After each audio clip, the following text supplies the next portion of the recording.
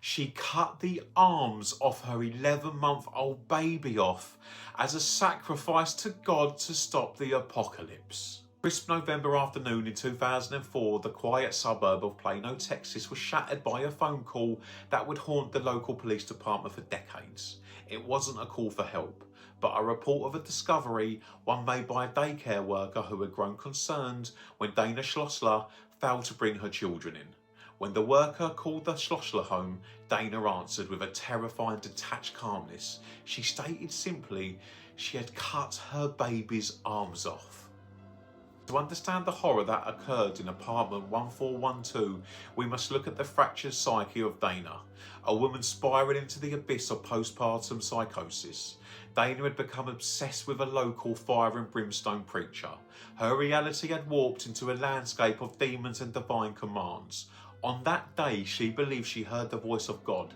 He didn't ask for a prayer, he demanded a sacrifice.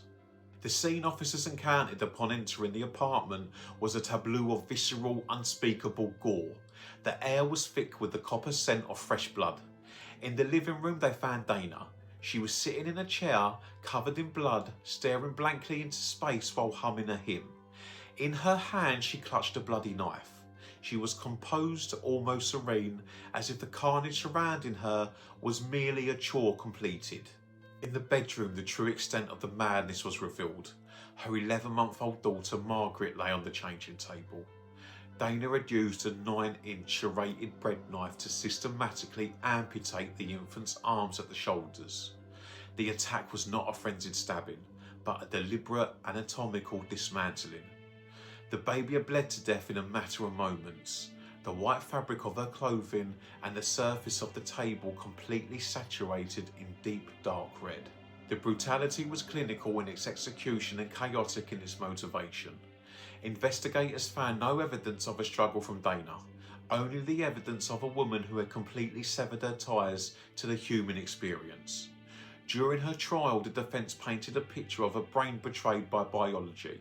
A woman who truly believed she was offering her child to God to prevent an apocalypse. The jury eventually found her not guilty by reason of insanity. Dena was committed to a state mental hospital, a move that sparked national debate over the intersection of maternal mental health and criminal responsibility. But for the first responders who walked into the Plato apartment, the legal definitions mattered little. They were left with the image of a mother humming a tune, a serrated blade, and the small silent remains of a life cut short by a command only Dena could hear. It remains one of the most harrowing examples of how quickly the sanctuary of a home can transform into a slaughterhouse when the mind breaks.